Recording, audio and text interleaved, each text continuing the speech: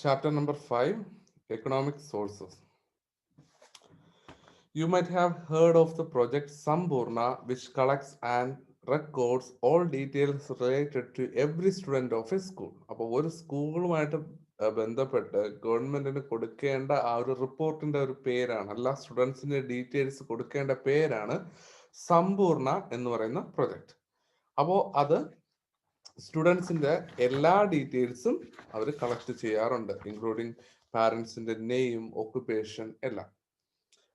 Given below is a sample of the details of parents' occupation recorded by a teacher as part of Sampurna. അങ്ങനെ ഒരു teacher സമ്പൂർണ്ണയുടെ പാർട്ടായിട്ട് record ചെയ്ത ഒരു data, അതിലുള്ളതാണ് ഈ താഴെ കൊടുത്തിരിക്കുന്ന ഈ ഒരു ഡേറ്റ. അതും സ്റ്റുഡൻസ് പാരന്റ്സിന്റെ ഓക്കുപേഷൻ, ജോലി, farming, employment at hotel, teaching, employed in factories, government service, medical field. അങ്ങനെ കർഷകരുണ്ട്, ഹോട്ടൽ വർക്ക് ചെയ്യുന്നവരുണ്ട്, ടീച്ചിങ് ഫീൽഡിലുള്ളവരുണ്ട്, പിന്നെ ഫാക്ടറീസ് വർക്ക് ചെയ്യുന്നവരുണ്ട്, ഗവൺമെന്റ് സർവീസിൽ ഗവൺമെന്റ് ജോലിയുള്ളവരുണ്ട്, പിന്നെ മെഡിക്കൽ ഫീൽഡിലുള്ളവരും ഉണ്ട്. You may be familiar with all this occupation. ഈ ഓക്കുപേഷനെ കുറിച്ച് നിങ്ങൾക്ക് അറിയായിരിക്കും. These are called economic activities because they generate income. അപ്പോൾ ഇതിനെ നമുക്ക് എക്കണോമിക് ആക്ടിവിറ്റീസ് എന്ന് പറയാം. കാരണം ബിക്കോസ് ദേ ജനറേറ്റ് ഇൻകം, അവരൊരു വരുമാനം അതിൽ നിന്ന് ക്രിയേറ്റ് ചെയ്യുന്നുണ്ട്. അപ്പൊ അതുകൊണ്ട് അതിനെ നമുക്ക് എക്കണോമിക് ആക്ടിവിറ്റീസ് എന്ന് നമുക്ക് പറയാം. There may be many such economic activities around you. Identify this and add to table 1. അതായത് ഇതേപോലെ ഈ എക്കണോമിക് ആക്ടിവിറ്റീസ് എന്ന് പറയുമ്പോൾ ഇതേപോലെ പലതരത്തിലുള്ള ജോലികൾ, അതിനെയൊക്കെ നമുക്ക് പറയാൻ പറ്റും. അങ്ങനെയാണെങ്കിൽ അതുപോലുള്ള കുറച്ച് ജോലികൾ നിങ്ങളുടെ അടുത്ത് കണ്ടുപിടിക്കാനാണ് പറയുന്നത്. അല്ലെങ്കിൽ അത്തരത്തിലുള്ള economic activities which generate income, income generate ചെയ്യുന്ന ജോലികൾ, അല്ലെങ്കിൽ എന്ത് തന്നെയായാലും ഇത് ലിസ്റ്റിൽ കൊടുക്കാത്തത് നിങ്ങളുടെ അടുത്ത് എഴുതാണ് പറയുന്നത്. എന്തൊക്കെയായിരിക്കും? ഒന്ന് രണ്ടെണ്ണം പറഞ്ഞേ.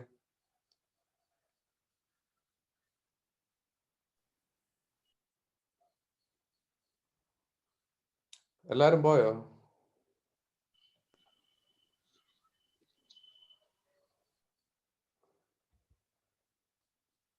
പറയ് അൺമ്യൂട്ട് പറയ്. എന്തൊക്കെ ആയിരിക്കും? എസ് പി പറഞ്ഞോ. ബാങ്കിങ്, ബാങ്കിങ്,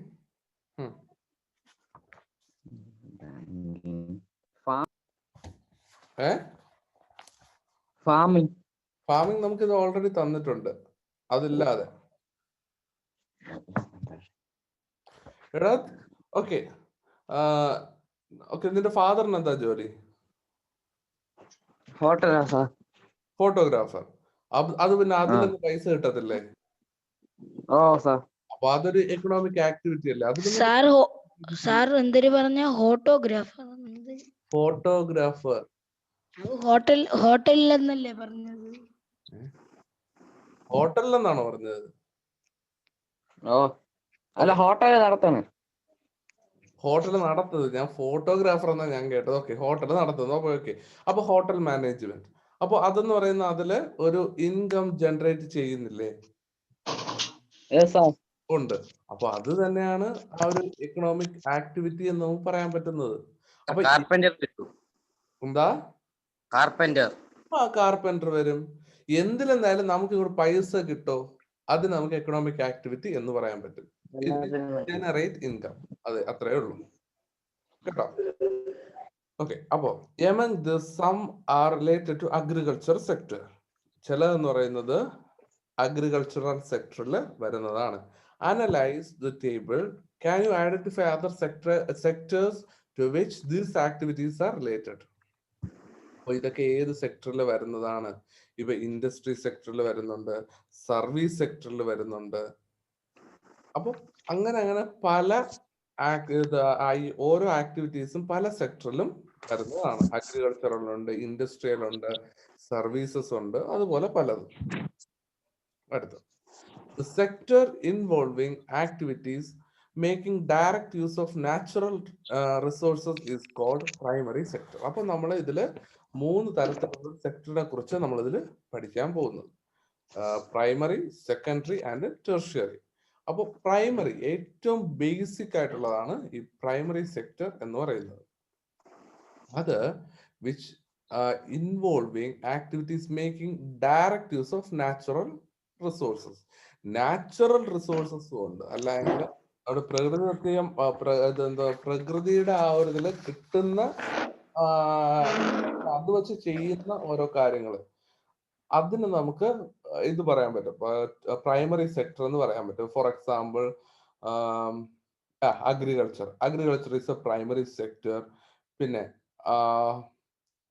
ലൈക്ക് ഫോറസ്റ്റ്, അപ്പോൾ ഫോറസ്റ്റ് ഗാർഡിനെയൊക്കെ, അതായത് അല്ലെങ്കിൽ ഫോറസ്റ്റിനെ കാത്തു സൂക്ഷിക്കുക, അപ്പോൾ അതിനെ നമുക്ക് പ്രൈമറി സെക്ടർ എന്ന് പറയാൻ പറ്റും. ഫിഷിംഗ്, മത്സ്യബന്ധനം, ഇതിനെയൊക്കെ നമുക്ക് പ്രൈമറി സെക്ടർ ആയിട്ട് പറയാൻ പറ്റും. As activities related to agriculture form a major part of it. അപ്പോൾ അഗ്രികൾച്ചറിനെയാണ് ഇതിന്റെ ആ ഒരു പ്രൈമറി സെക്ടറിലെ ഏറ്റവും ഇമ്പോർട്ടൻ്റ് ആയിട്ട് പറയുന്നത്. The sector is also called agricultural sector. അപ്പോൾ ഈ പ്രൈമറി സെക്ടറിനെ നമുക്ക് അഗ്രികൾച്ചറൽ സെക്ടർ എന്നും നമുക്ക് പറയാൻ പറ്റും. അപ്പൊ നിങ്ങൾക്ക് ഇപ്പോൾ നിങ്ങളുടെ അടുത്ത് ചിലപ്പോൾ ക്വസ്റ്റ്യൻ ചോദിക്കാം, what is the other name of primary sector? അപ്പൊ നിങ്ങൾക്ക് പറയണം അഗ്രികൾച്ചറൽ സെക്ടർ ആണെന്നുള്ള കാര്യം. ഇത് ചിലപ്പോൾ നോട്ടിൽ തന്ന തരത്തിലാണ്, നിങ്ങൾ ടെക്സ്റ്റ് വായിച്ചാലേ നിങ്ങൾക്ക് പിടി കിട്ടത്തുള്ളൂ. അപ്പോൾ ഇതൊക്കെ ഒന്ന് മാർക്ക് ചെയ്ത് വെച്ചിരിക്കുക for easy understanding. There are economic activities that manufacture goods making use of the products of primary sector as the raw materials. അപ്പോ ഇതില് ഈ പ്രൈമറി സെക്ടർ യൂസ് ചെയ്ത് അതിലെ ഗുഡ്സ് പല റോ മെറ്റീരിയൽസ് ആയിട്ടും യൂസ് ചെയ്യുന്നുണ്ട്. The economic activities that manufacture goods making use of the products of primary sector as a raw materials. അതായത് ഈ റോ മെറ്റീരിയൽസ് എന്ന് പറയുക അസംസ്കൃത വസ്തുക്കൾ. അപ്പോൾ പല സാധനങ്ങളും ഈ ഒരു ബേസിക് സ്ട്രക്ചറിൽ നിന്ന്, അല്ലെങ്കിൽ ഈ ഒരു പ്രൈമറി സെക്ടർ അല്ലെങ്കിൽ അഗ്രികൾച്ചറൽ സെക്ടറിൽ നിന്ന് കളക്ട് ചെയ്തതിന് ശേഷം മാനുഫാക്ചർ ഫുഡ് അല്ലെങ്കിൽ പല ആക്ടിവിറ്റീസിനും യൂസ് ചെയ്യുന്നുണ്ട് ഇനി പല സെക്ടേഴ്സിലും. അപ്പോൾ അതിന് ഏറ്റവും ഈ എക്കണോമിക് ആക്ടിവിറ്റീസിൽ ഏറ്റവും ഇമ്പോർട്ടൻ്റ് ആയിട്ടുള്ള ഒരു സെക്ടറാണ് നമ്മുടെ പ്രൈമറി സെക്ടർ അല്ലെങ്കിൽ agricultural sector. Such activities fall under the secondary sector. അപ്പോൾ അത്തരത്തില് ഈ ഒരു പ്രൈമറി സെക്ടർ യൂസ് ചെയ്ത് അതിന്റെ റോ മെറ്റീരിയൽസ് ഉപയോഗിച്ച് എന്തെങ്കിലും കാര്യങ്ങൾ ചെയ്ത് ആ ഒരു സെക്ടറിനെ നമുക്ക് സെക്കൻഡറി സെക്ടർ എന്ന് പറയാൻ പറ്റും. There are economic activities that manufacture goods making use of the product of primary sector as the raw material. Primary സെക്ടറിന്റെ പ്രൈമറി സെക്ടറിലുള്ള വസ്തുക്കൾ യൂസ് ചെയ്തും കൊണ്ട് ചെയ്യുന്ന ആക്ടിവിറ്റീസിനെ നമുക്ക് സെക്കൻഡറി സെക്ടർ എന്ന് പറയാൻ പറ്റും. As it gives more importance to industrial activities, it is also called industrial sector. അപ്പോ സെക്കൻഡറി സെക്ടർ എന്ന് പറയുമ്പോൾ അതിൽ കൂടുതൽ വരുന്നത് ഈ വ്യവസായവും അല്ലെങ്കിൽ ബിൽഡിംഗ്, കെട്ടിട നിർമ്മാണവും അതുപോലുള്ള കാര്യങ്ങളാണ്. അപ്പോൾ അതിനെയൊക്കെ നമുക്ക് സെക്കൻഡ് സെക്ടറിൽ പെടുത്താം. അതായത് സെക്കൻഡ് എന്ന് പറയുമ്പോൾ സെക്കൻഡറി സെക്ടർ അല്ലെങ്കിൽ ഇൻഡസ്ട്രിയൽ ആക്ടിവിറ്റീസിലെ ഇൻഡസ്ട്രിയൽ സെക്ടർ എന്ന് നമുക്ക് പറയാൻ പറ്റും. അപ്പൊ ഫസ്റ്റത്തെ പ്രൈമറി സെക്ടർ എന്ന് പറയുമ്പോൾ അഗ്രികൾച്ചറൽ സെക്ടർ, സെക്കൻഡറി സെക്ടർ എന്ന് പറയുമ്പോൾ അത് ഇൻഡസ്ട്രിയൽ സെക്ടർ എന്ന് പറയാൻ പറ്റും. Service sector collects and distributes products of primary and secondary sector. അപ്പോ ഈ സർവീസ് സെക്ടർ ഉണ്ട്. സർവീസ് സെക്ടർ ആണെങ്കിൽ അത് ഈ പ്രൈമറിയിലുള്ളതും കളക്ട് ചെയ്യും, സെക്കൻഡറിയിലുള്ളതും കളക്ട് ചെയ്ത് ആക്ടിവിറ്റീസ് നടത്തുകയാണ് അല്ലെങ്കിൽ ഡിസ്ട്രിബ്യൂട്ട് ചെയ്യുകയാണ്. അപ്പൊ അതിനെ നമുക്ക് സെക്കൻഡറി സർവീസ് സെക്ടർ എന്ന് പറയാൻ പറ്റും. In addition to this, service sector includes education, transport, banking, IT, etc. Tertiary sector includes all services. അപ്പോൾ ഈ ഒരു സർവീസ് സെക്ടർ എന്ന് പറയുമ്പോൾ അത് ട്രാൻസ്പോർട്ടേഷൻ ആവാം, എഡ്യൂക്കേഷൻ ആവാം, ബാങ്കിങ് ആവാം, IT, ഇൻഫർമേഷൻ ടെക്നോളജി, അതുപോലുള്ള ആക്ടിവിറ്റീസിനെല്ലാം നമുക്ക് ഈ ഒരു സർവീസ് സെക്ടറിൽ കൊണ്ടുവരാൻ പറ്റും. Because it's A service. അപ്പോൾ ഈ ടെർഷറി സെക്ടർ എന്ന് പറയുമ്പോൾ ഇതെല്ലാം പ്രൈമറിയും സെക്കൻഡറിയും സർവീസ് സെക്ടറും എല്ലാം കൂടെ ചേരുന്നതിനെയാണ് ടെർഷറി സെക്ടർ എന്ന് പറയുന്നത്. It is also called service sector. അപ്പോൾ ഈ പ്രൈമറി സെക്ടറിയും കൂടെ ചേരുമ്പോൾ അത് ടെർഷറി സെക്ടർ ആവും. അതിന് നമുക്ക് സർവീസ് സെക്ടർ എന്നും പറയാൻ പറ്റും. കാര്യം ഇതെല്ലാം കൂടെ കലർന്നതാണ്. കാര്യം ട്രാൻസ്പോർട്ടേഷൻ, ഫോർ എക്സാമ്പിൾ ട്രാൻസ്പോർട്ടേഷൻ വേണമെന്നുണ്ടെങ്കിൽ അതിനാദ്യം സാധനങ്ങൾ വേണം. So we need products. So we have to depend on primary sector to get agricultural products. So if you want to make something, then we have to move to secondary sector for processing. അല്ലെങ്കിൽ അവിടെ ഒരു activities എന്തെങ്കിലും നടക്കാനും അവിടെ ഇപ്പോൾ ഫാക്ടറിയിൽ കൊണ്ടുപോയിട്ട് ആ ഒരു റോ മെറ്റീരിയൽസിനെ പല പല പ്രോഡക്ട്സ് ആക്കാനും എല്ലാത്തിനും സെക്കൻഡറി സെക്ടർ വേണം. അപ്പൊ അത് കഴിഞ്ഞിട്ടാണ് ടെർഷറി സെക്ടർ എന്ന് പറയുമ്പോൾ അത് രണ്ടും ഉണ്ടെങ്കിൽ മാത്രമേ ടെർഷറി സെക്ടറായ ഈ ഒരു സർവീസ് സെക്ടറിനെ കൊണ്ടുവരാൻ പറ്റത്തുള്ളൂ. അപ്പൊ അതാണ് പ്രൈമറി, സെക്കൻഡറി ആൻഡ് ടെർഷറി. മനസ്സിലായോ? എന്തെങ്കിലും ഡൗട്ട്? ഇല്ല സാർ. സാർ ടെറിട്ടറി സെക്ടർ എന്ന് പറയുമ്പോൾ എല്ലാ സർവീസും ഉണ്ടല്ലേ? എല്ലാം ഉണ്ട്. എല്ലാ സർവീസും കൂടെ ചേർന്ന് വരുന്നതാണ് ടെർഷറി സെക്ടർ എന്ന് പറയുന്നത്. അതായത് ഏറ്റവും ബേസ്, അതായത് നമ്മുടെ എക്കോണമി എന്ന് പറയുന്നത്, ഇന്ത്യൻ എക്കോണമി എന്ന് പറയുന്നത് ഒരു അഗ്രേറിയൻ എക്കോണമിയാണ്, അല്ലെങ്കിൽ അഗ്രികൾച്ചറൽ ബേസ് ചെയ്തിട്ടുള്ള ഒരു എക്കോണമിയാണ് നമ്മുടെ ഇന്ത്യൻ എന്ന് പറയുന്നത്, അല്ലെങ്കിൽ ഇന്ത്യൻ കൾച്ചർ എന്ന് പറയുന്നത്. അപ്പോൾ അതില് ഏറ്റവും ഇമ്പോർട്ടന്റ് ആയിട്ടുള്ള കാര്യം അഗ്രികൾച്ചർ തന്നെയാണ്, ഏറ്റവും ബേസിക് ആയിട്ടുള്ള കാര്യം. അപ്പോൾ അതുകൊണ്ട് തന്നെയാണ് ആ ഒരു നാച്ചുറൽ റിസോഴ്സസ്, അപ്പോൾ അതിൽ നിന്ന് കിട്ടുന്നത് ഫോറസ്റ്റ്, അല്ലെങ്കിൽ ഇത് ഇപ്പോ ഫിഷിങ്, അപ്പോൾ ഫിഷസ്, അല്ലെങ്കിൽ അടുത്ത് സോയിൽ, ഇതൊക്കെ എന്ന് പറയും. സോയിൽ കൃഷി ചെയ്യണമെന്നുണ്ടെങ്കിൽ അപ്പൊ അതെല്ലാം നാച്ചുറൽ റിസോഴ്സസ് യൂസ് ചെയ്തും കൊണ്ട് നമ്മൾ ചെയ്യുന്നത്. അപ്പൊ അത് തന്നെയാണ് ഇവിടെ വരുന്നത്.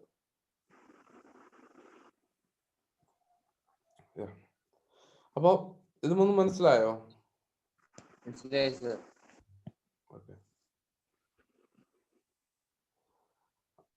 ആദിത്യ വീഡിയോ ഓൺ ചെയ്തേ. ബ്രഹ്മൻ, അരുൺ, ആർദ്ര, ആർഷ വീഡിയോ ഓൺ ചെയ്തേ. അമൃത, ലക്ഷ്മി വീഡിയോ ഓൺ ചെയ്.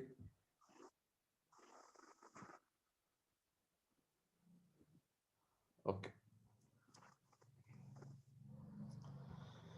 Is there any economic activities that does not fall under the primary sector or tertiary, primary, secondary or tertiary sector? അപ്പോ ഇതില് ഏതെങ്കിലും എക്കണോമിക് ആക്ടിവിറ്റീസ് നമ്മുടെ ഇതില് വരാതെ ഉണ്ടോ? അതായത് ഈ പ്രൈമറിയിലും സെക്കൻഡറിയിലും ടെർഷറി സെക്ടറില് വരാതെ ഉണ്ടോ?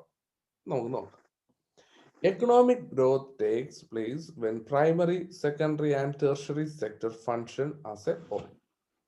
അപ്പോൾ എക്കണോമിക് ഗ്രോത്ത്, നമുക്ക് ആ ഒരു എക്കണോമിക് ഗ്രോത്ത്, സാമ്പത്തികമായിട്ട് ഒരു വളർച്ച വേണമെന്നുണ്ടെങ്കിൽ ഈ മൂന്നും ഒരുമിച്ച് ഒരുപോലെ വർക്ക് ചെയ്താൽ മാത്രമേ നമുക്ക് ആ ഒരു എക്കണോമിക് ഗ്രോത്ത് നമുക്ക്, അല്ലെങ്കിൽ നമ്മുടെ നാടിന്, അല്ലെങ്കിൽ നമ്മുടെ രാജ്യത്തിന് കിട്ടത്തുള്ളൂ. For example, raw cotton, a product of primary sector, is a raw material to the textile industry. The service of transport and communication are essential for supplying these products to customers. അതായത് ഇവ raw cotton, നമ്മുടെ cotton, അപ്പൊ cotton നമ്മൾ എടുക്കുക, അതെന്ന് പറയുന്നത് primary സെക്ടറിലുള്ള ഒരു സാധനമാണ്. കാര്യം നാച്ചുറൽ റിസോഴ്സസിൽ പെടുന്നതാണ്. അത് ഒരു പ്രൈമറി സെക്ടറിൽ, ഒരു അഗ്രികൾച്ചറൽ ഒരു സെക്ടറിൽ വരുന്ന കാര്യം. അതിനെ നമ്മൾ കൊണ്ടുപോയിട്ട് റോ മെറ്റീരിയലിനെ ടെക്സ്റ്റൈൽ ഇൻഡസ്ട്രിയിൽ കൊടുത്ത് അതിനെ ഒരു പ്രൊഡക്റ്റ് ആക്കി മാറ്റുക, അല്ലെങ്കിൽ ഡ്രസ് ആക്കി മാറ്റുകയാണ്. ആ കോട്ടൺ ഉപയോഗിച്ച് ഒരു ഡ്രസ്സ് തയ്ക്കുന്നു. അപ്പൊ അതെന്ന് പറയും ടെക്സ്റ്റൈൽ ഇൻഡസ്ട്രി. ടെക്സ്റ്റൈൽ ഇൻഡസ്ട്രി എന്ന് പറയുമ്പോൾ അതെന്ന് പറയുന്നത് സെക്കൻഡറി സെക്ടറിലോട്ട് പോകും. അവർ ഫസ്റ്റ് ഈ ഒരു റോ മെറ്റീരിയൽ യൂസ് ചെയ്ത് സെക്കൻഡറി സെക്ടറിൽ പോകുമ്പോൾ അവിടെ ചില ഭംഗിയുള്ള ഒരു ഡ്രസ്സ് ഉണ്ടാവും, അത് ഇൻഡസ്ട്രി. അത് കഴിഞ്ഞതിന് ശേഷം ടെർഷറി സെക്ടർ എന്ന് പറയുമ്പോൾ അവിടെ ട്രാൻസ്പോർട്ടേഷൻ ആൻഡ് കമ്മ്യൂണിക്കേഷൻ ആയിരിക്കും. അപ്പോൾ അതിനെ പല സ്ഥലങ്ങളിലും എത്തിക്കണം, പല കടകളിൽ എത്തിക്കണം, അവിടെ നിന്ന് കസ്റ്റമേഴ്സിൽ എത്തിക്കണം. അപ്പൊ അതുപോലുള്ള കാര്യങ്ങളെല്ലാം ചെയ്യുന്നത് ടെർഷറി, മൂന്നാമത്തെ സെക്ടർ. അപ്പോൾ അതിനെയാണ് നമ്മൾ ഈ ഒരു എന്താ പറയുക, ഈ ഒരു ചെയിൻ ആയിട്ട് നമുക്ക് പറയാൻ പറ്റും. ഇതെല്ലാം കണക്ട് ചെയ്ത് ഒറ്റ ഇതിൽ. അപ്പോൾ അത് ഒരുപോലെ വർക്ക് ചെയ്തില്ല എങ്കിൽ അത് ശരിയാവത്തില്ല. ഇപ്പൊ ഫോർ എക്സാമ്പിൾ നിങ്ങൾക്ക് കോട്ടൺ നിങ്ങൾക്ക് ഉൽപ്പാദിപ്പിച്ചു, അത് കഴിഞ്ഞിട്ട് നിങ്ങളുടെ സെക്കൻഡറി സെക്ടറിൽ ഒരു പണിയും ചെയ്തില്ല, അങ്ങനെയാണെങ്കിൽ ടെർഷറി സെക്ടറിന് എന്തെങ്കിലും ചെയ്യാൻ പറ്റുമോ? ഒന്നും പറ്റത്തില്ല. അപ്പോൾ ഇത് സെക്കൻഡറി സെക്ടർ പണിയെടുത്തില്ലെങ്കിൽ ടെർഷറി സെക്ടറിന് പണിയില്ല. അത് മാത്രമല്ല, ഈ ഒരു റോ മെറ്റീരിയൽ കൊണ്ട് വേറെ ഗുണവും ഉണ്ടാവത്തില്ല, അവർക്ക് ഇൻകം ജനറേറ്റ് ആവത്തില്ല. അപ്പൊ അതുകൊണ്ടാണ് ഇത് മൂന്നും ഒരുപോലെ വർക്ക് ചെയ്യണം എന്നുള്ള കാര്യം പറയുന്നത്.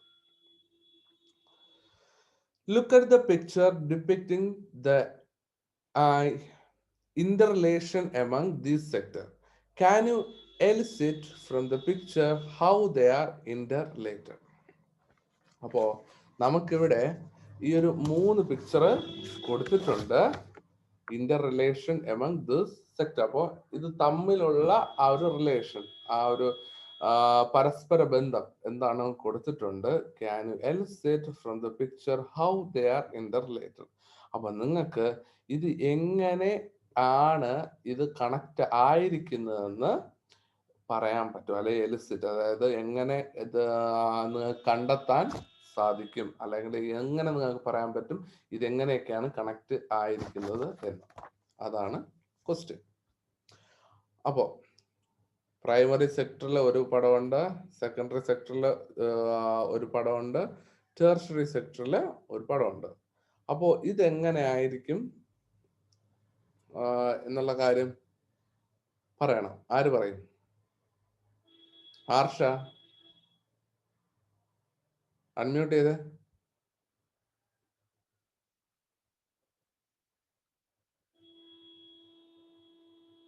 അവർ വീഡിയോ ഓണാക്കി വെച്ചിട്ട്, സോറി, ഫോൺ ഓണാക്കി വെച്ചിട്ട് പോയതാണോ?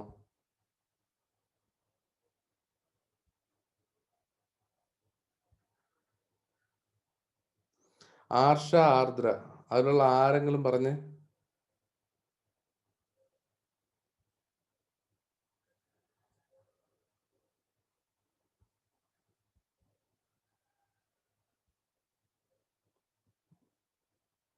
ഓക്കെ, രണ്ടുപേരും മിണ്ടുന്നില്ല. ഓക്കെ, സാർ എന്തൊരു മെസ്സേജ് അയക്കുന്നു. അയക്കുന്നു, ഒരു മെസ്സേജ്, 2 മെസ്സേജ് അയച്ചിപ്പോ. നോക്കട്ടെ.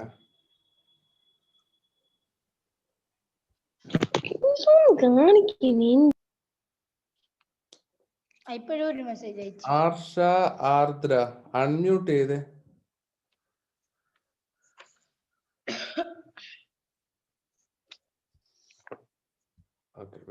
സാർ ഇതിന്റെ ഇടയ്ക്ക് പറഞ്ഞൊന്നും കേട്ടില്ല. സാർ സ്റ്റക്കായി നിൽക്കണ പോലെ. സോ ദിസ് പിക്ചർ, അപ്പൊ പ്രൈമറി സെക്ടർ ഉണ്ട്, സെക്കൻഡറി സെക്ടർ ഉണ്ട്, ടെർഷറി സെക്ടർ ഉണ്ട്. അപ്പൊ ഇതിനെ എങ്ങനെയാ നിങ്ങൾ എക്സ്പ്ലെയിൻ ചെയ്യുക? എങ്ങനെയായിരിക്കും? ആദിത്യ പറഞ്ഞേ. ഇതിനെ ഇംഗ്ലീഷിൽ പറയണോ സാർ, മലയാളത്തിൽ പറയണോ? ശരി, നീ ഇംഗ്ലീഷിൽ പറ. മലയാളത്തിൽ മതി സാർ. നീ ചോദിച്ച സ്ത്രീക്ക് ഇംഗ്ലീഷിൽ പറയുകയായിരുന്ന മോശം, നീ പറഞ്ഞു.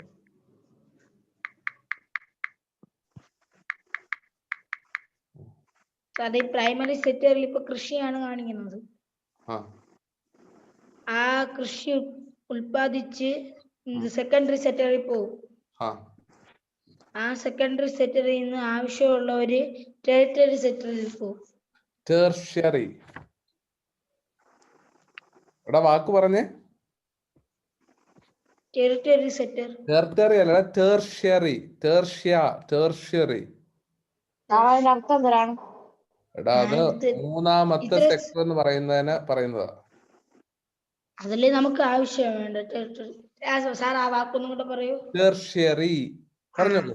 സ്ലോ അല്ല, അത് പതുക്കെ പറഞ്ഞു. അത് ഐ മീൻ ഓരോ അക്ഷരങ്ങളായിട്ട് ആ രീതിയിൽ. ടെർഷ്യറി ആ രീതിയിൽ പറഞ്ഞു നോക്കിയേ. ടെർഷ്യറി. അവൻ പോയോ? ടെർഷ്യറി പറയേ. ഞാൻ പറഞ്ഞു മതി. എന്റെ മുന്നേ. ഓക്കെ എടാ, ഓക്കെ. അപ്പൊ ഇനി പറയ്, ഇതെന്താ സംഭവം?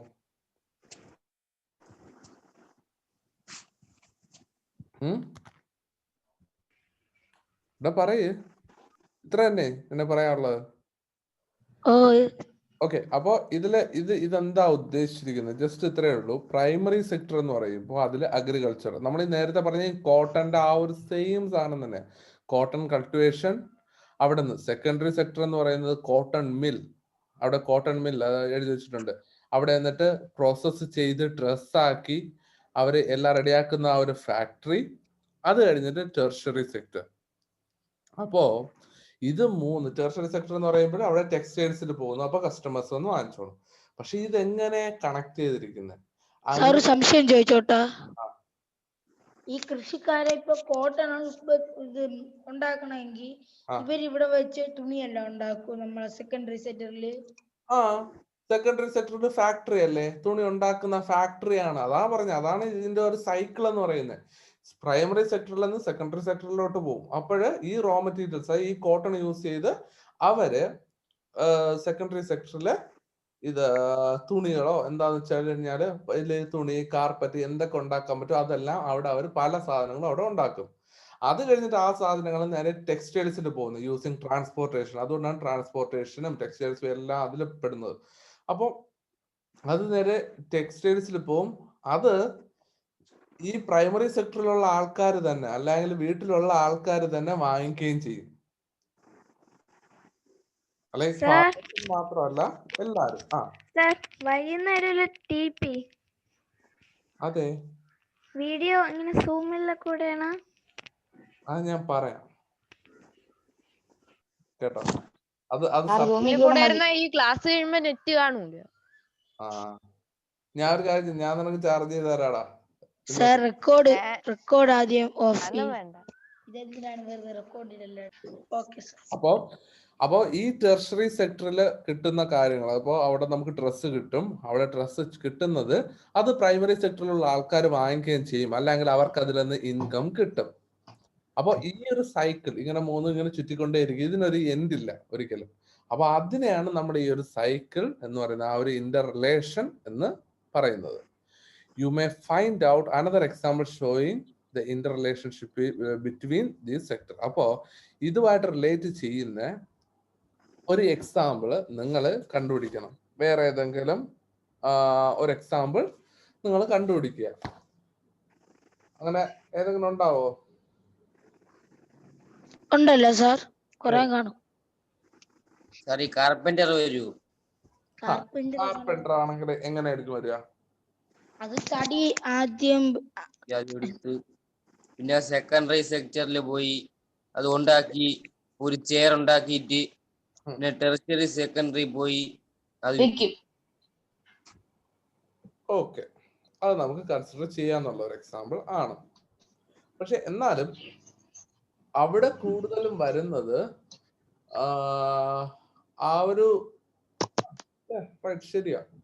എന്നാലും അവിടെ വരുന്നത് ഇപ്പോ ആ ആള് തന്നെ, ഇപ്പൊ അയാൾ തന്നെ പോയി മരം മുറിച്ച് അവിടെ തന്നെ ആ ഒരു കാർപ്പൻറ്ററിന് തന്നെയാണ് അതെല്ലാം ഇത് പണി അത്രയും ഉള്ളത്. അപ്പൊ അത് നമുക്കൊരു proper industry, okay, in A larger scale we can say that, നമുക്ക് പറയാം. അപ്പൊ അതെല്ലാം, അപ്പൊ എന്ത് ജോലി എടുത്താലും നമുക്ക് അതില് ഓരോന്ന് നമുക്ക് ഇതേപോലെ കിട്ടും. ഓരോ ഗോൾഡ് ഗോൾഡ് എവിടെ നിന്ന് കിട്ടുന്നേ? മണ്ണിനടുത്തുനിന്ന്, മൈൻസിൽ നിന്നൊക്കെ എടുക്കും. അത് കോളും ഇതൊക്കെ കിട്ടും. അത് കഴിഞ്ഞതിന് ശേഷം അവിടെ നിന്ന് പ്രോസസ് ചെയ്ത് ഗോൾഡ് ആവും. അപ്പൊ സെക്കൻഡറി സെക്ടർ ആവും. അത് കഴിഞ്ഞിട്ട് അത് നേരെ ഇവിടെ നമ്മുടെ ജുവലറിയിൽ വരുമ്പോ അത് ടെർഷറി സെക്ടർ ആവും. ആ ട്രാൻസ്പോർട്ടേഷനും എല്ലാം കൂടെ ചേർത്ത്. അപ്പൊ അതാണ് സംഭവം. അപ്പോ central statistical office CSO has classified the economic activities included in primary, secondary and tertiary sector. അപ്പോൾ ഈ സെൻട്രൽ സ്റ്റാറ്റിസ്റ്റിക് ഓഫീസ് ആണ് ഈ എക്കണോമിക് ആക്ടിവിറ്റീസിനെ ഈ പ്രൈമറി, സെക്കൻഡറി, ടെർഷറി സെക്ടർ ആയിട്ട് ക്ലാസിഫൈ ചെയ്തിട്ടുള്ളത്. അപ്പോൾ ഇത് ഇമ്പോർട്ടന്റ് ആണ്. അപ്പൊ ഞാനിത് നിങ്ങളുടെ അടുത്ത് നേരത്തെ പറഞ്ഞ സെയിം എക്സാമ്പിൾ ആണ്. പ്രൈമറി സെക്ടറിൽ അഗ്രികൾച്ചർ, ഫോറസ്ട്രി, ഫിഷിംഗ്, മൈനിങ്, ഇതെല്ലാം. ഇൻഡസ്ട്രി, ഇത് സെക്കൻഡറിയിൽ industry, generation of electricity, building construction, അതെല്ലാം. ടേർഷറിയിലാണെങ്കിലോ trade, transport, hotel, communication, procurement, പിന്നെ banking, insurance, business, real estate. അപ്പൊ ഇതെല്ലാം വരുന്നത് എന്താ പറയുക, tertiary സെക്ടറിലാണ്.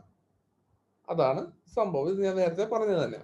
The Central Statistical Office, CSO, an institution that works under the Ministry of Statistics and Program Implementation, MOSPI, and a short form. അപ്പോൾ ഈ ഒരു നമ്മുടെ ഒരു സെൻട്രൽ മിനിസ്ട്രിയിൽ, ആ ഒരു മിനിസ്ട്രിയിൽ സ്റ്റാറ്റിസ്റ്റിക്സ് ആൻഡ് പ്രോഗ്രാം ഇംപ്ലിമെന്റേഷൻ എന്ന് പറയുന്ന ഒരു മിനിസ്ട്രി ഉണ്ട്. അപ്പോൾ അതിന്റെ അണ്ടറിലാണ് ഈ സെൻട്രൽ സ്റ്റാറ്റിസ്റ്റിക്കൽ ഓഫീസ് വർക്ക് ചെയ്യുന്നത്. Important functions: coordinate and analyse data. അപ്പോൾ ഇത്തരം ഡേറ്റാസിനെയൊക്കെ അനലൈസ് ചെയ്യുക. Collect data of all sector and process it for planning purpose. So for planning purpose, അപ്പോൾ അല്ലെങ്കിൽ ഓരോന്ന് തീരുമാനിക്കാനും അവർക്ക് ഓരോ കാര്യങ്ങൾ ചെയ്യാനും വേണ്ടിയിട്ട് അവർ ഓരോ ഡേറ്റ കളക്ട് ചെയ്യുക, എന്നിട്ട് അതിനെ വർക്ക് ചെയ്യിക്കുക. അതാണ് അവരുടെ മെയിൻ ഡ്യൂട്ടി. അതാണ് സ്റ്റാറ്റിസ്റ്റിക്കൽ. സ്റ്റാറ്റിസ്റ്റിക്കൽ എന്ന് പറയുമ്പോൾ അവർക്ക് അതിന്റെ ആ ഒരു കണക്ക് വെച്ചും കൊണ്ട് അവർ ചെയ്യുന്ന കാര്യങ്ങൾ. അപ്പോൾ ഇന്ന ഡേറ്റ യൂസ് ചെയ്ത് ഇന്ന കണക്ക് ഉപയോഗിച്ചുകൊണ്ട് ഇന്ന കാര്യങ്ങളൊക്കെ ചെയ്യാൻ പറ്റുമെന്ന് കാണിക്കുന്ന കാര്യങ്ങൾ. Estimate national income using data. അപ്പോൾ നാഷണൽ ഇൻകം, അങ്ങനെയാണ് നമ്മൾ എക്കണോമിക് ഗ്രോത്ത് എത്രയെന്ന് നമുക്ക് മനസ്സിലാവാൻ പറ്റുന്നത്. അപ്പോൾ അത്തരത്തിലുള്ള ആ ഒരു നാഷണൽ ഇൻകം കണ്ടുപിടിക്കാനായിട്ട് CSO നമുക്ക് സഹായിക്കും. അതാണ് സംഭവം. Classify the economic activities of revised table number 1 in the അങ്ങനെ എഴുതാന്നുള്ളതേ ഉള്ളൂ. ഇത് തന്നെയാണ് ഇത് ഫസ്റ്റ്. ഇടയ്ക്കിടയ്ക്ക് ചില സൗണ്ടുകൾ കേൾക്കുന്നു ഒരുമാതിരിയത്ത്. തന്നെ സാർ അത് തടിയിട്ട് ചവിട്ടണം. ഫോണാണ്.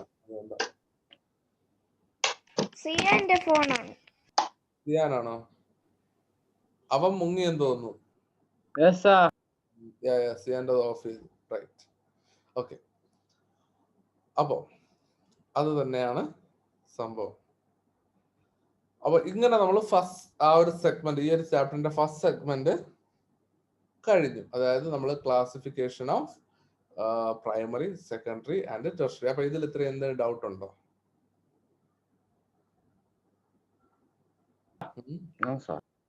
ഇല്ല. സംവരണം, ലൈക്ക് പല ഇതും ഇങ്ങനെ കളക്ട് ചെയ്ത് വച്ചിരിക്കുക, എന്നിട്ട് ആവശ്യത്തിന് ഡിസ്ട്രിബ്യൂട്ട് ചെയ്യുക, ആ ഒരു ഇതാ. വേറെ എന്തെങ്കിലും ഡൗട്ട് ഉണ്ടോ? ഒന്നുകൂടി പറഞ്ഞു തരൂ. എന്താടാ ഈ CSO ഒന്നുകൂടി പറഞ്ഞു തരൂ. CSO എന്ന് പറയുന്നത് it's a institution that work under ministry of statistics and programme implementation.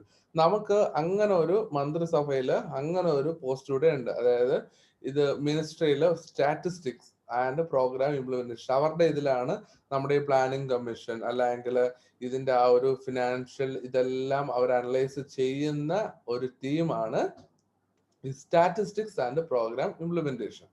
അപ്പോൾ അവരാണ് ഇതിനെല്ലാം അനലൈസ് ചെയ്ത് ഇതിന്റെ ഡേറ്റാസ് ഫുൾ കളക്ട് ചെയ്യുക. അല്ലെങ്കിൽ ഡേറ്റാസ് മാത്രമല്ല, അത് കഴിഞ്ഞിട്ട് ഇതിനെയൊക്കെ നമ്മുടെ എന്താ പറയാ, ഈ ഒരു പ്രൈമറി, സെക്കൻഡറി ആൻഡ് ടെർഷറി ഇതുണ്ടല്ലോ, ഈ ഒരു ക്ലാസിഫിക്കേഷൻ നടത്തുക, ഇതെല്ലാം ചെയ്യുന്നത് ഈ CSO ആണ്. അപ്പൊ അവരുടെ മെയിൻ ആയിട്ടുള്ള ഡ്യൂട്ടിയാണ് അനലൈസ് ഡേറ്റ.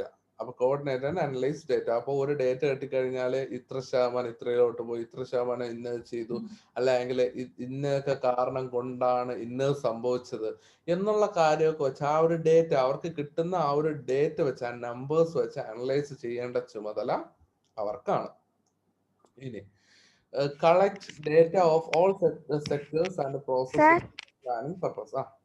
റിയൽ എസ്റ്റേറ്റ് എന്ന് റിയൽ എസ്റ്റേറ്റ് എന്ന് പറയുമ്പോൾ അത് ഈ വസ്തുക്കളുമായിട്ട് ബന്ധപ്പെടുന്ന കാര്യങ്ങൾ. അതായത് അവർക്ക് ഇത് ഈ വസ്തുക്കളൊക്കെ വിൽക്കാനായിട്ട് സഹായിക്കുക, അങ്ങനെയൊക്കെ ചെയ്യുന്നവരാണ് ഈ റിയൽ എസ്റ്റേറ്റ്. അതായത് അവർക്കെല്ലാം നല്ല ലാഭം കേട്ടോ.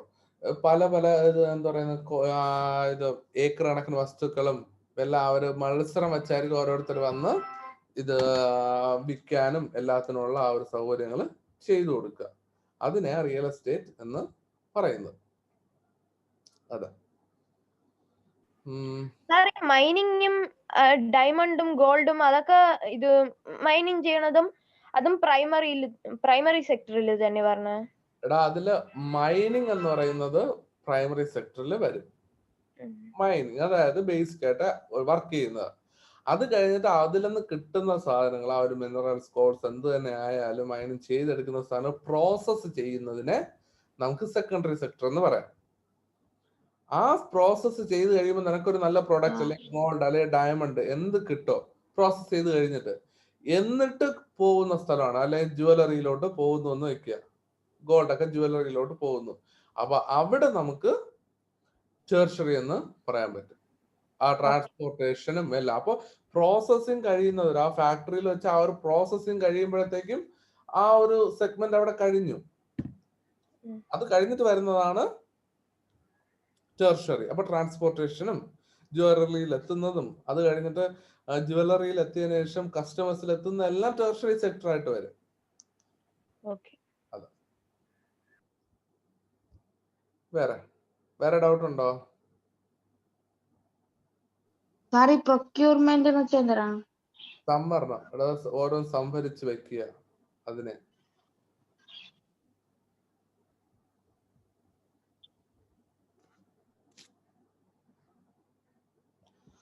ഓക്കെ. അപ്പോ ഈ ഒരു CSO എന്ന് പറയുന്നത് ഇവരുടെ ജോലിയാണ് ഇതെല്ലാം ഡേറ്റ അനലൈസ് ചെയ്യുക, ഇതെല്ലാം കളക്ട് ചെയ്ത് വെച്ചിരിക്കുക, ഈ ഒരു പ്ലാനിങ്ങും എല്ലാം കൃത്യമായിട്ട് സൂക്ഷിക്കുക. ആ ഒരു ഡേറ്റ എല്ലാം കളക്ട് ചെയ്ത് നമ്മുടെ നാഷണൽ ഇൻകം GDP ഇതെല്ലാം കാൽക്കുലേറ്റ് ചെയ്യേണ്ടതൊക്കെ ഈ സെൻട്രൽ സ്റ്റാറ്റിസ്റ്റിക്കൽ ഓഫീസ് ആണ്. ഓക്കെ, മനസ്സിലായോ? Any doubts? മനസ്സിലായി sir. Okay.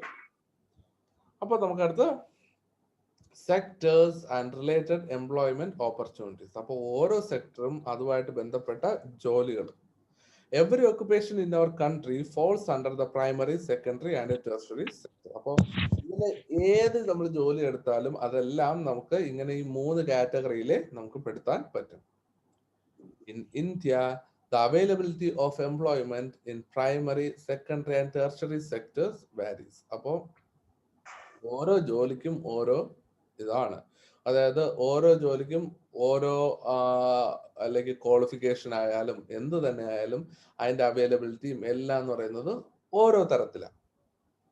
You can find an increased access to employment in some sectors while it is not so in the other sector. അപ്പോൾ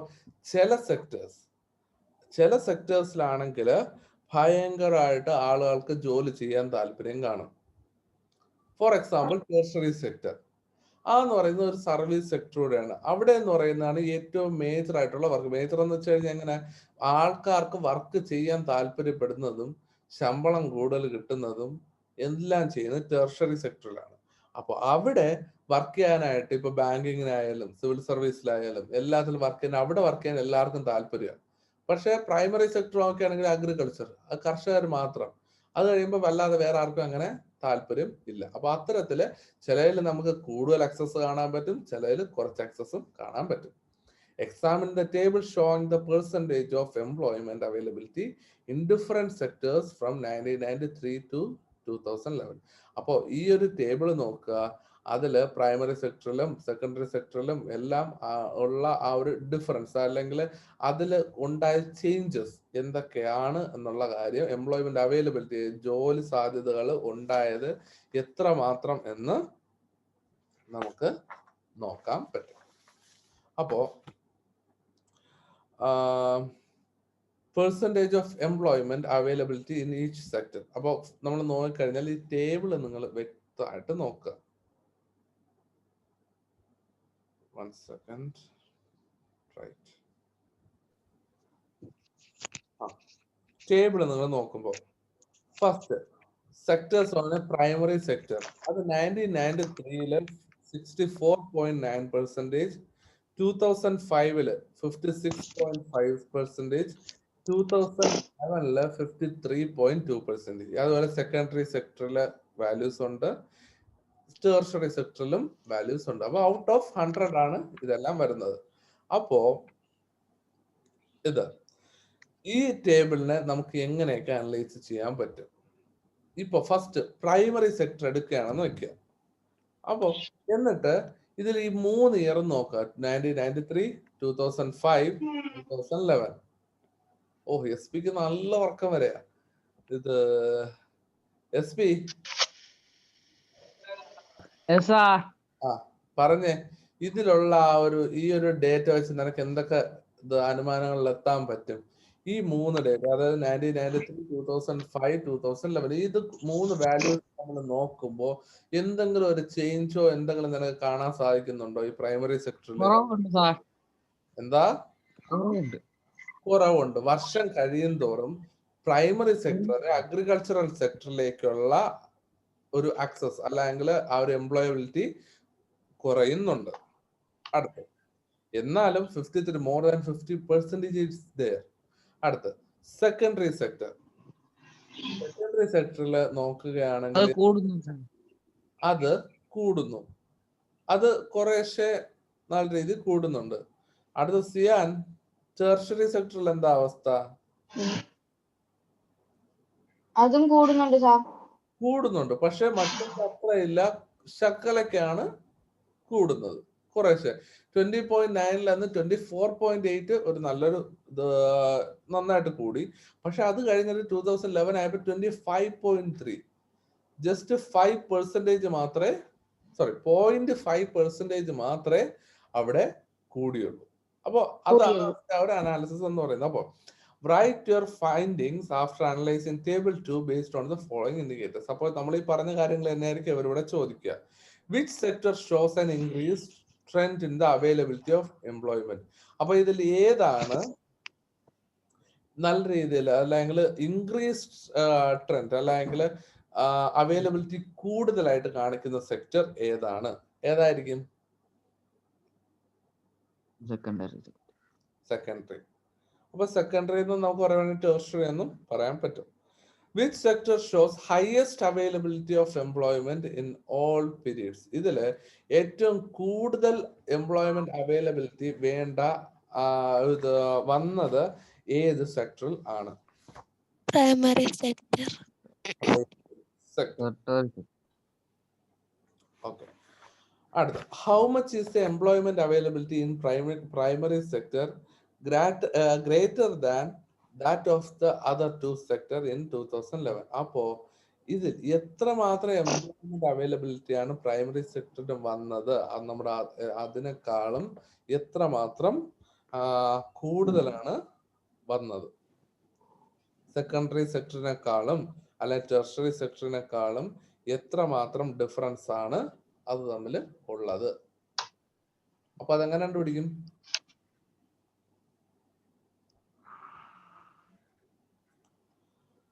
എങ്ങനെ കണ്ടുപിടിക്കും Ashwin?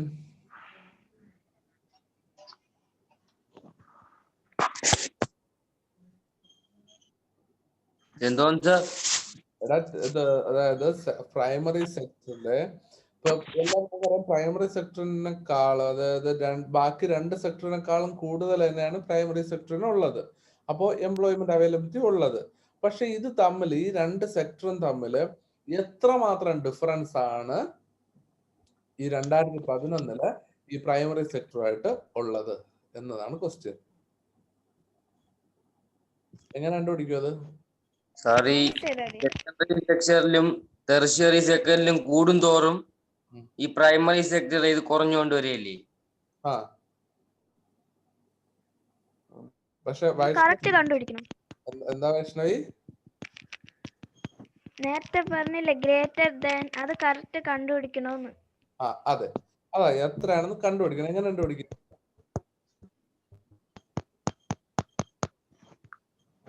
S P, നീയുടെ ആർക്കടാ chat ചെയ്യുന്നത്? Sir ഇത് ആരോ mic on ആണ്, ഒരു ടിക് ടിക് ടിക് sound. അത് S P ഇത് type ചെയ്യുന്നത്, ആർക്കോ മെസ്സേജ് അയക്കുന്നത്. അല്ല വൈഷ്ണവി അതെങ്ങനെ കണ്ടുപിടിക്കും? മൈനസ് ചെയ്താ മൈനസ് ചെയ്താൽ മതി, സിമ്പിൾ, മൈനസ് ചെയ്താൽ മതി. അപ്പോ പ്രൈമറി സെക്ടറിൽ നിന്ന് സെക്കൻഡറി സെക്ടർ മൈനസ് ചെയ്യുമ്പോൾ സെക്കൻഡറി സെക്ടർ ആയിട്ടുള്ള ആ ഒരു ഡിഫറൻസ് കിട്ടും. അപ്പൊ 53.2 മൈനസ് 21.5, അപ്പോ അറൌണ്ട് 31.2 മൈനസ് 12 മൈനസ് 5 7, അപ്പോ 31.7 കിട്ടും. ആണോ? കാൽക്കുലേറ്റ് ചെയ്ത് നോക്കി നോക്ക്. എന്റെ ഇപ്പൊ പേനയില്ല സർ. 31.7. അപ്പൊ ഞാൻ പറഞ്ഞു. ഓക്കെ, അപ്പൊ അടുത്തത് 63.2 മൈനസ് 25.3, അപ്പൊ അത് കിട്ടുന്നത് എത്ര? 27.9 ആയിരിക്കും കിട്ടുക. ആണോ? കാൽക്കുലേറ്റ് ചെയ്ത് നോക്കിക്കേ. 27.9. അത്രയും. അപ്പൊ അതാണ് അതിന്റെ ആ ഒരു ഡിഫറൻസ് എന്ന് തന്നെ സാർ അത്രേ കിട്ടുന്നുള്ളൂ. അതാണ് അത്രേ കിട്ടുള്ളൂ, അതെനിക്കറിയാം. ഓക്കെ, അപ്പോ അതാണ് അതിന്റെ ആ ഒരു ഡിഫറൻസ് എന്ന് പറയുന്നത്. അപ്പൊ ഇതൊക്കെ വെച്ചും കൊണ്ട് നിങ്ങൾക്ക് ഒരു അനാലിസിസ് എഴുതാൻ പറ്റും. ഇപ്പൊ വർഷം കഴിയുന്തോറും ഇത് കൂടുന്നുണ്ട്, അപ്പൊ ഇത്രമാത്രം ഡിഫറൻസ്, ഓരോ വർഷത്തിലും ഇത്രമാത്രം ഡിഫറൻസ് ഉണ്ട് എന്നുള്ള കാര്യങ്ങളൊക്കെ പറയാൻ പറ്റും. You have seen that primary sector has more employment opportunities than the other sector. അപ്പോൾ നമുക്ക് ഇതിൽ കാണാൻ പറ്റി പ്രൈമറി സെക്ടറിനാണ് ഏറ്റവും കൂടുതൽ എംപ്ലോയ്മെന്റ് ഓപ്പർച്യൂണിറ്റീസ് ഉള്ളത്. Here, agriculture and allied activities provide more employment opportunities. അപ്പോൾ അഗ്രികൾച്ചറിനും അതിന്റെ അലൈഡ് ആയിട്ടുള്ള അഗ്രികൾച്ചറുമായിട്ട് റിലേറ്റ് ചെയ്ത എംപ്ലോയ്മെന്റിനാണ് കൂടുതൽ ഓപ്പർച്യൂണിറ്റീസ് വരുന്നത്. The food requirement of our country is met by primary sector. അതായത് നമ്മുടെ ആഹാരം, അരി അല്ലെങ്കിൽ അരി, ഗോതമ്പ്, എന്ത് തന്നെയാലും ആഹാര സാധനങ്ങൾക്ക് വേണ്ടിയിട്ട് നമ്മൾ എപ്പോഴും പ്രൈമറി സെക്ടറിനെയാണ് ആശ്രയിക്കേണ്ടത്. അതുകൊണ്ട് തന്നെയാ ഇതിന് ഏറ്റവും ഇമ്പോർട്ടന്റ് ആയിട്ടുള്ള കാര്യം. ഇപ്പൊ റീസെന്റ് ആയിട്ട് നമ്മുടെ നമുക്കിപ്പോ നമ്മുടെ പത്രം നോക്കുകയാണെങ്കിൽ കർഷകരുമായിട്ട് റിലേറ്റ് ചെയ്ത ഒരു വാർത്ത വരുന്നുണ്ട്. എന്തുവാ അത്? മറ്റേ അതിർത്തിയില് സമരം നടത്തണത്. വായിക്കണ PDF ലുണ്ട് അത്. ഓ, അതിലുണ്ടായിരുന്നു. ശരി, അവിടെ ശരി, അവിടെ സമരം നടത്തണത്. ഓക്കെ, ആരാ പറയണ്ടത്? ഞാനിപ്പോ പറഞ്ഞു, ഞാനത് ഇപ്പൊ ശരിയായി തരാം. ഓക്കെ, അപ്പൊ ഈ ഫാം ബില്ല് എന്ന് പറയുന്നത് ഇതിൽ നടക്കുന്നു. അപ്പൊ അത് ഈ കർഷകരുമായിട്ട് റിലേറ്റ് ചെയ്ത ഒരു ലോയാ. അപ്പൊ ഇതേപോലുള്ള പല പല ഇംപ്ലിമെന്റേഷൻ ഓഫ് ലോസ് നമുക്ക് നടക്കുന്നുണ്ട്. അതൊക്കെ എന്ന് പറയുന്നത് നിങ്ങൾ വായിക്കുമ്പോൾ അതൊക്കെ ഒന്ന് നോട്ട് ചെയ്തൊക്കെ നല്ലതാ കേട്ടോ. അതുകൊണ്ട് ഞാൻ പറഞ്ഞതേ ഉള്ളൂ. ഓക്കെ, അപ്പോ കർഷകരാണ് നമ്മുടെ ഫുഡ് റിക്വയർമെന്റ്സ് എല്ലാം മീറ്റ് ചെയ്യിക്കുന്നത്, അല്ലെങ്കിൽ അത് നമുക്ക് എത്തിക്കുന്നത്, അല്ലെങ്കിൽ അവര് കാരണമാണ് നമുക്ക് ഫുഡ് കഴിക്കാനുള്ള ഒരു അവസരം ഉള്ളത്. അത്ര തന്നെയാണ് ഇത്. അടുത്ത ടോപ്പിക്കിലേക്ക് പോവാം. Food grain production. അപ്പൊ ഫുഡ് ഗ്രെയിൻ പ്രൊഡക്ഷൻ എന്ന് പറയുമ്പോൾ ആഹാര സാധനങ്ങള് അല്ലെങ്കിൽ ആഹാരത്തിന് വേണ്ടിയിട്ടുള്ള ഗ്രെയിൻസ്, ധാന്യങ്ങള് പ്രൊഡക്റ്റ് ചെയ്യും.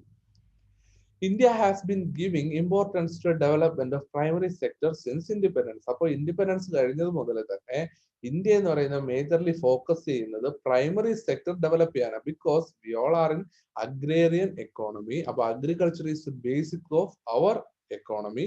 So agriculture should be develop. അപ്പൊ അതുകൊണ്ട് പ്രൈമറി സെക്ടർ ഡെവലപ്പ് ചെയ്യാനായിട്ട് അവർ മാക്സിമം നോക്കുക. Well-planned activities have brought about much improvement in food grain production. So, well-planned activities, പല ആക്ടിവിറ്റീസും നന്നായിട്ട് പ്ലാൻ ചെയ്ത് അവർ ചെയ്യുമ്പോൾ that has brought about much improvement in food grain production. അപ്പോൾ ഇങ്ങനെ കാലാകാലങ്ങൾ കഴിയുമ്പോൾ ഓരോരോ ഇന്നോവേഷൻസും ഓരോരോ കാര്യങ്ങൾ ചെയ്യുമ്പോൾ അതെല്ലാം ഈ ഫുഡ് ഗ്രെയിൻ പ്രൊഡക്ഷന് ഇംപ്രൂവ്മെന്റ് ആണ് നൽകിയിട്ടുള്ളത്. There has been noticeable increase not only in employment opportunities but in food grain production as well. അപ്പോ ഇതിൽ മനസ്സിലാക്കാൻ സാധിക്കുന്നത് എംപ്ലോയ്മെന്റ് ഓപ്പർച്യൂണിറ്റിയിൽ മാത്രമല്ല ഈ ഫുഡ് ഗ്രെയിൻ പ്രൊഡക്ഷനിലും ഇംപ്രൂവ്മെന്റ് അല്ലെങ്കിൽ ഒരു ഇൻക്രീസ് ഉണ്ടായിട്ടുണ്ട്. This is a graphical representation of the trend of food grain production in India during different periods. So ഈ ഒരു ഗ്രാഫ് നോക്കിക്കഴിഞ്ഞാൽ നമുക്ക് മനസ്സിലാവാൻ പറ്റും. 1970 to 71 108 ആയിരുന്നു, 108 ടൺസ്. അപ്പോ ഇത് നിങ്ങളുടെ ആക്സിസ് കൂടെ നോക്കുക.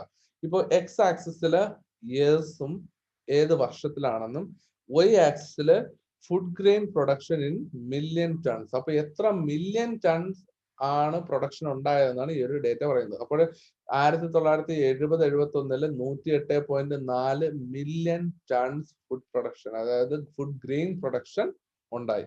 അത് 2011-12 ആയപ്പോ നോക്കിയാൽ 257 ആയി. അപ്പോ 108 നിന്ന് അടുത്ത് 257 ആയി 2011. ഇതിനിടയ്ക്ക് 2 എണ്ണം ഉണ്ട്, അത് നമ്മൾ നോക്കുക. ഇപ്പൊ 1990 176, അത് കഴിഞ്ഞിട്ട് 2000 to 2001 196.8, അത് കഴിഞ്ഞിട്ട് 2011-12 257. അപ്പൊ ഓരോ വർഷം കഴിയും തോറും, ഓരോ സമയം കഴിയും തോറും ഇതിന് ഒരു ഇൻക്രീസ് ആണ് ഉണ്ടായിക്കൊണ്ടിരിക്കുന്നത്. അപ്പോ അത്രയും മനസ്സിലായോ ആ ഒരു ചാർട്ട്, അല്ലെങ്കിൽ ഈ ഒരു food grain production? Yes, sir. മനസ്സിലായി സർ. ഓക്കെ. അപ്പൊ മനസ്സിലായി sir. what type of change does the diagram indicate? എന്ത് ചേഞ്ച് ആണ് ഈ ഒരു ഡയഗ്രാം ഇൻഡിക്കേറ്റ് ചെയ്യുന്നത്? ഈ ചേഞ്ച് എന്ന് പറയുന്നത് എന്താ? ഈ ഒരു ട്രെൻഡ് അല്ലെങ്കിൽ ഫുഡ് ഗ്രെയിൻ പ്രൊഡക്ഷനിലുള്ള ആ ഒരു ട്രെൻഡ് ആണ് ഈ ഒരു ചാർട്ടിലൂടെ നമുക്ക് കാണാൻ സാധിക്കുന്നത്. പോയോ? നോക്കാം. The diagram states that there is a steady progress in food production in India. The diagram പറയുന്നത് ആ ഒരു ഫുഡ് പ്രൊഡക്ഷൻ ഇന്ത്യയില് ഫുഡ് ഗ്രെയിൻ പ്രൊഡക്ഷനില് അല്ലെ ഫുഡ് പ്രൊഡക്ഷൻ എങ്ങനെയായിരുന്നു അല്ലെങ്കിൽ അതിന്റെ ഒരു ട്രെൻഡ് ആണ് കാണിക്കുന്നത്.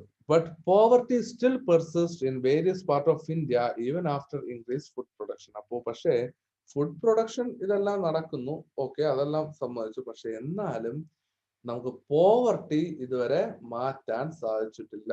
ഇന്ത്യയിലെ പല ഭാഗത്തും പോവർട്ടി നല്ല രീതിയിൽ ഉണ്ട്, പെർസിസ്റ്റ്, അതായത് ആ പോവർട്ടി അവിടെ തന്നെ ഉണ്ട്.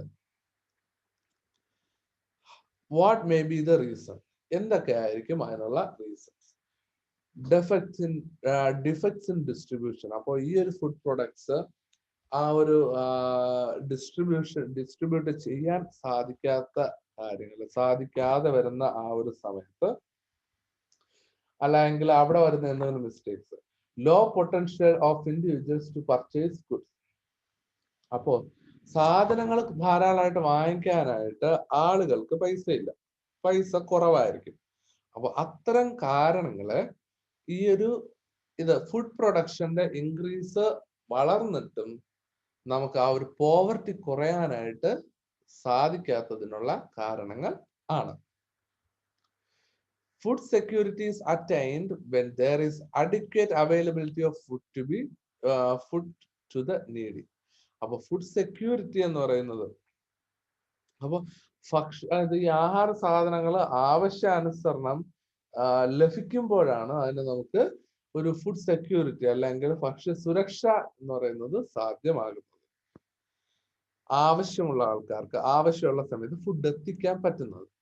Food security exists when all people at all times have physical and economical access to sufficient nutritious food to meet the dietary needs and food preferences for active and healthy life. അതായത് ഈ എല്ലാ ജനങ്ങളും food security exist when all people at all time, എല്ലാ ആളുകളും എല്ലാ സമയത്തും have physical and economical access. അവർക്ക് ഈ പൈസയുടെ കാര്യത്തിലായാലും അല്ലെങ്കിൽ നേരിട്ടായാലും അവർക്ക് അത് കിട്ടാനായിട്ട് എന്തെങ്കിലും ആക്ടിവിറ്റി ചെയ്യുകയും to sufficient nutritious food to meet a dietary needs. അവരുടെ ഡെയിലി ഉള്ള ആഹാര സാധനങ്ങൾക്ക് വേണ്ടിയിട്ട്, അല്ലെങ്കിൽ അവരുടെ ഹെൽത്ത് ഓക്കെ ആവാനായിട്ടുള്ള, അല്ലെങ്കിൽ വേറെ രോഗങ്ങൾ വരാതെ ഹെൽത്തിന് വേണ്ടുന്ന ഫുഡ് അവർക്ക് പ്രോപ്പറായിട്ട് കിട്ടുന്നതിനെയാണ്, അല്ലെങ്കിൽ ആ ഒരു ആക്റ്റീവ് ആൻഡ് ഹെൽത്തി ലൈഫ്, ആ ഹെൽത്തി ലൈഫ് മുന്നോട്ട് പോകാനായിട്ട് ആ ഒരു ഫുഡ് കിട്ടുന്നതിനെയാണ് നമുക്ക് ഫുഡ് സെക്യൂരിറ്റി എന്ന് പറയാൻ പറ്റുക. അപ്പൊ ഫുഡ് സെക്യൂരിറ്റി എന്ന് പറയുന്നത് ആവശ്യാനുസരണം ആവശ്യക്കാർക്ക് എത്തുകയും, അതായത് ഒരു ഡയറ്ററി നീഡ്സിൽ ഒരാൾക്ക് എത്ര കഴിക്കണമെന്ന് നമുക്കറിയാം, അല്ലെങ്കിൽ എത്ര ഫുഡ് കഴിച്ചാൽ അയാൾക്ക് പിടിച്ചു നിൽക്കാൻ പറ്റും എന്നുള്ള കാര്യം നമുക്കറിയാം.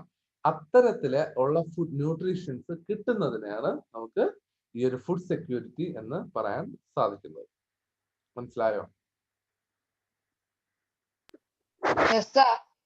By analyzing the definition of food security, what conclusion do you arrive at? All people should get food. അപ്പോ ഇപ്പോ എന്താ ഈ ഫുഡ് സെക്യൂരിറ്റി എന്ന് പറയുമ്പോൾ എന്തൊക്കെയായിരിക്കും? എല്ലാവർക്കും ഫുഡ് കിട്ടണം. Food should be made available to all times. എല്ലാവർക്കും ഫുഡ് അതാ സമയത്ത് ആവശ്യാനുസരണം എത്തണം. പിന്നെ വേറെ എന്തൊക്കെ ആയാലും നമുക്ക് പറയാൻ പറ്റും?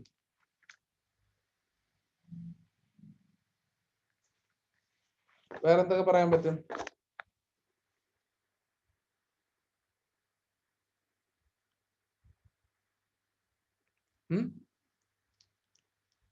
എന്തൊക്കെ പറയാം?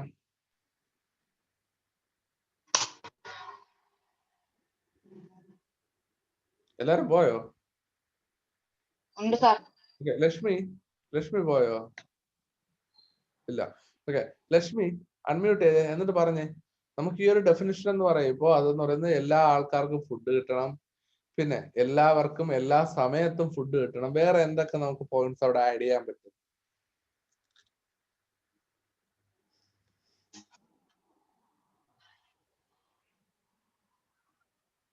ലക്ഷ്മി അൺമ്യൂട്ട് ചെയ്തേ. ഇനി പറയും എന്തൊക്കെ നമുക്ക് പോയിന്റ്സ് വേറെ ആഡ് ചെയ്യാൻ പറ്റും അവിടെ?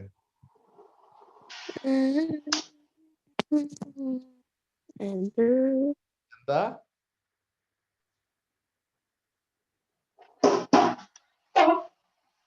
അറിയാവോ ലക്ഷ്മി? ഇല്ല സാർ. കുഴപ്പമില്ല. ബ്രഹ്മൻ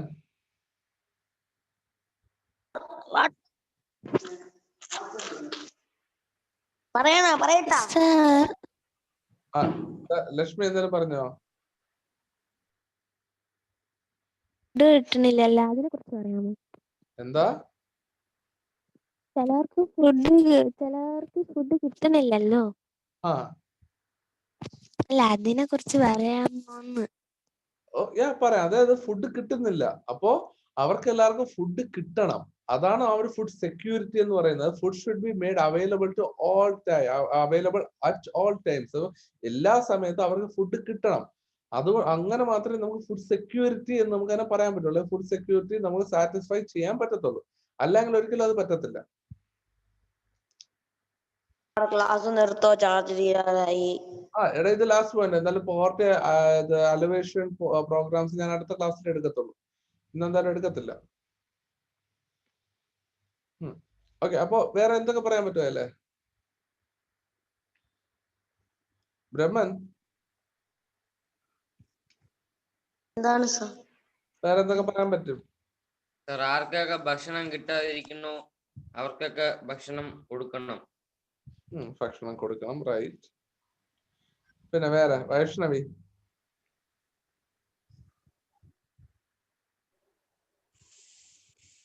സാറെല്ലാം സ്റ്റക്കായി. ഓക്കെ, വൈഷ്ണവി കേക്കാവോ? എന്തൊക്കെയായിരിക്കും പറഞ്ഞേ?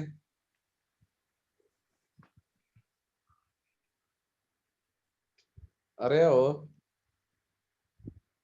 ഓക്കെ, ജീവൻ? No, sir. ജീവൻ എന്താ? ഭയങ്കര സൗണ്ട്. ആർഷ, ആർദ്ര?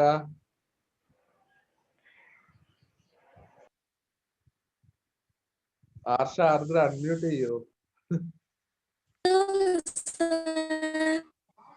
സാർ റെക്കോർഡാണ് ഇപ്പൊ. എടാ, ഇത് നമ്മൾ പഠിപ്പിക്കുന്നല്ലേ, അത് കുഴപ്പമില്ല. അമൃത? അൺമ്യൂട്ട്.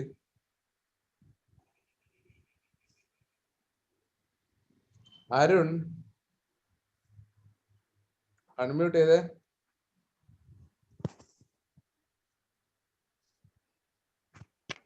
സർ അമൃതടുത്ത് ഞാൻ വീഡിയോ ഓണാക്കാൻ പറഞ്ഞു, എന്നിട്ട് അവള് ചെയ്തില്ല. ആ അതെ അതെ, ഇന്ന് വീഡിയോ ഓൺ ആക്കാത്തവർക്കെല്ലാം ക്ലാസ് കഴിയുമ്പോ പണി വീട്ടിലെത്തും.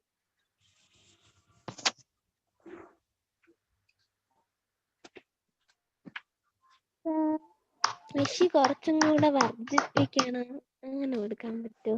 കൃഷി കുറച്ച് സാർ ആരോട്ട് കൊട്ടാണ്, ആ ഓക്കെ ഓക്കെ നോക്കാം. പക്ഷെ എന്നാലേ ഫുഡ് കിട്ടുള്ളൂ. അതിലൊരു കാര്യമുണ്ട്, നമ്മുടെ എംപ്ലോയ്മെന്റ് അവൈലബിലിറ്റി കുറഞ്ഞുകൊണ്ടിരിക്കുക. എംപ്ലോയ്മെന്റ് അവൈലബിലിറ്റി അവിടെ കുറഞ്ഞുകൊണ്ടിരിക്കുക. അങ്ങനെ കുറയുന്ന ഒരു സാഹചര്യം കൂട്ടണമെന്ന് പറയാൻ പറ്റത്തില്ല. പക്ഷെ ഉള്ള ഫുഡിനെ നമുക്ക് അവിടെ എത്തിക്കാനായിട്ട് സാധിക്കണം. അതിനെ നമുക്ക് ഫുഡ് സെക്യൂരിറ്റി എന്ന് പറയാൻ പറ്റും. അതാണ് നമ്മളവിടെ ചെയ്യേണ്ടത്. പിന്നെ ചെയ്യാൻ പറ്റുന്ന കാര്യം എന്ന് പറയുന്നത് ന്യൂട്രീഷ്യസ് ഫുഡ്. ഇപ്പൊ നമുക്ക് ന്യൂട്രീഷ്യസ് ഫുഡ് അവിടെ എത്തിക്കണം. പിന്നെ ക്വാളിറ്റി ഫുഡ് അല്ല എല്ലാ സമയത്തും അവൈലബിൾ ആയിരിക്കണം. പിന്നെ ഫുഡിന് വേണ്ടിയിട്ട് ഒരു ഉണ്ടാവാൻ പാടില്ല എന്നുള്ള കാര്യങ്ങളൊക്കെ ചെയ്യണം. അതൊക്കെ അവിടെ പോയി സാർ ആരോട്ട് കൊട്ടാണ്. അത് ചെയ്യാനായിരുന്നു, ഞാൻ മ്യൂട്ട് ചെയ്തു. അവനെ ഞാൻ പെർമനന്റ് ആയിട്ട് മ്യൂട്ട് ചെയ്യാൻ പോവേ. ഓക്കെ സാർ ചിലപ്പോഴൊക്കെ സാറിന്റെ സൗണ്ട് ഇത് കുറയും. ആണോ? ഓ ഇടയ്ക്കിടയ്ക്ക്. ഓക്കെ, അങ്ങനെയാണെങ്കിൽ പറയണം കേട്ടോ. അപ്പൊ ഞാൻ സൗണ്ട് ഇപ്പൊ സാറ് പറഞ്ഞപ്പോ കുറഞ്ഞു. Okay okay okay. അപ്പൊ നമുക്ക് എന്തായാലും ഈ ഒരു ബോക്സ് കൂടെ നോക്കാം. Poverty. As per the recommendation of the planning commission, the people in urban areas whose intake of nutritious food is less than 2,100 calories, and those who are in rural areas whose intake of nutritious food is less than 2,400 calories experience poverty. അപ്പോ ഇവർക്ക് ഈ poverty എന്താണെന്നുള്ള കാര്യം നമുക്ക് നമ്മുടെ planning commission പറയുകയാണ്. അപ്പൊ അവർ പറയുന്നത് സാർ അവിടെ ഇത് കലോറീസ് എന്ന് പറയണ അത് കാലറീസ് ആണോ അതോ വേറെ എന്തെങ്കിലും? കാലറീസ് അല്ലെ കാലറീസ് എന്ന് പറയുന്ന ആ ഒരു എനർജി അത് തന്നെയാണ് കലോറീസ്. ഡിസ്കവറി ചാനൽ കണ്ടിട്ടുണ്ട്. അത് തന്നെ. അപ്പോ ഈ കലോറീസ് എന്ന് പറയുമ്പോൾ അവർ ആ ഒരു എനർജി അത് കിട്ടുന്നത് എങ്ങനെയാ? ഇപ്പൊ അർബൻ ലൈഫിൽ, അതായത് സിറ്റി ലൈഫിലൊക്കെ 2,100 കലോറീസിന് താഴെ കിട്ടുന്നവര്, അല്ലെങ്കിൽ താഴെ ന്യൂട്രീഷ്യസ് ഫുഡ് അവർക്ക് 2,100 കലോറീസിന് താഴെ കിട്ടുകയാണെങ്കിൽ അവര് പോവർട്ടിയാണ്, അവർക്ക് പോവർട്ടി എന്നർത്ഥം. ഇനി അടുത്ത റൂറൽ ഏരിയാസ് ലൈക്ക് വില്ലേജ്, അല്ലെങ്കിൽ നമ്മുടെ ഏരിയ, അല്ലെങ്കിൽ നിങ്ങളുടെയൊക്കെ ഏരിയ എന്ന് പറയുമ്പോൾ, അല്ലെങ്കിൽ നമ്മുടെ ഒരു എന്താ പറയുന്ന ഒരു പ്രോപ്പർ സിറ്റി ഒന്നും അല്ലല്ലോ, ഒരു ഗ്രാമപ്രദേശം ആ ടൈപ്പ് അല്ലേ. അപ്പൊ നമുക്കൊക്കെ ആണെങ്കിൽ, അല്ലെങ്കിൽ ഈ ഒരു ഗ്രാമപ്രദേശത്തൊക്കെ ഒരു വില്ലേജ് ലൈഫ് അത്തരത്തിലുള്ളവർക്കൊക്കെ 2,400 കലോറീസിന് താഴെയാണെന്നുണ്ടെങ്കിൽ അവർ പോവർട്ടി അനുഭവിക്കുന്നവരാണ് എന്ന് അർത്ഥം. അങ്ങനെയാണ് നമ്മുടെ പ്ലാനിംഗ് കമ്മീഷൻ പോവർട്ടിയെ ഡിഫൈൻ ചെയ്തിരിക്കുന്നത്. For urban, it's 2,100 calories or below, and for rural, it's 2,400 calories or below. The Economic Survey 2011-12 states that the percentage of poverty in India is 29.8. അപ്പോ ഇന്ത്യയില് 100%-ല് 29.8% ആൾക്കാരും പോവർട്ടിയിലാണ്, ദാരിദ്ര്യത്തിലാണ്. Bihar with the highest of 53.5%. അപ്പോ ബീഹാറിലെ 53.5% ആൾക്കാര് പോവർട്ടിയിലാണ്, അണ്ടർ പോവർട്ടി ലൈനാണ്. ഹിമാചൽ പ്രദേശില് ആണ് ഏറ്റവും കുറവ്, അതായത് പോവർട്ടിയുടെ കാര്യത്തിൽ ഏറ്റവും കുറവ് എന്ന് പറയുന്നത് ഹിമാചൽ പ്രദേശ് 9.5 ഉള്ളൂ. അതായത് അവർക്ക് പോവർട്ടി ഭയങ്കര കുറവ്, അവര് നല്ല ഡെവലപ്ഡ് ആണ്. പക്ഷെ കേരളത്തിനോ 12% ഉണ്ട്. ഇപ്പൊ 12% ആൾക്കാര് ഇപ്പോഴും കേരളത്തില് പോവർട്ടിയിൽ ആണ്, അല്ലെങ്കിൽ ദാരിദ്ര്യത്തിൽ ആണ്. അങ്ങനെയാണ് പ്ലാനിംഗ് കമ്മീഷൻ പോവർട്ടിയെ ഡിഫൈൻ ചെയ്തിരിക്കുന്നത്. മനസ്സിലായോ?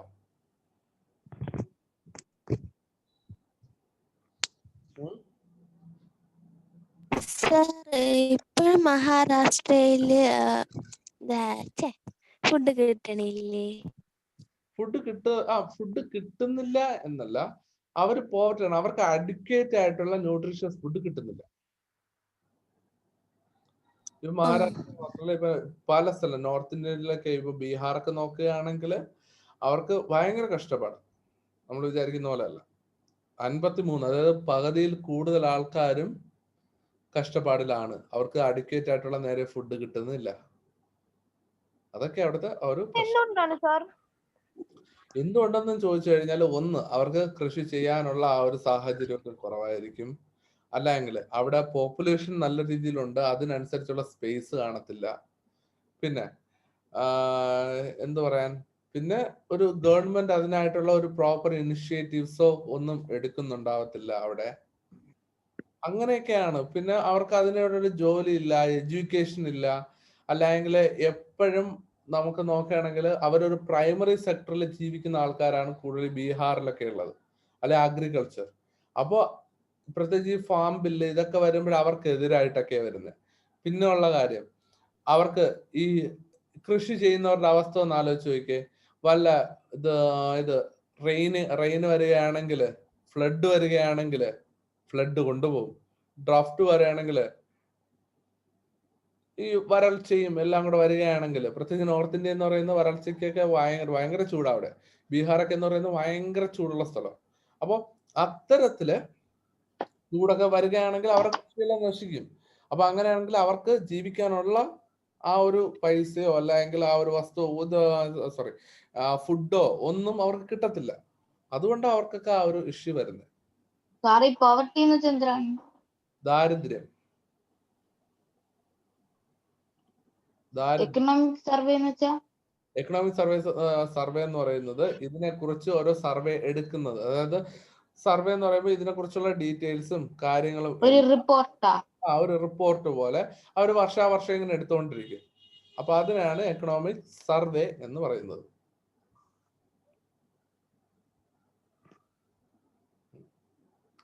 വേറെ എന്താ ഡൗട്ട് ഉണ്ടോ അല്ലേ?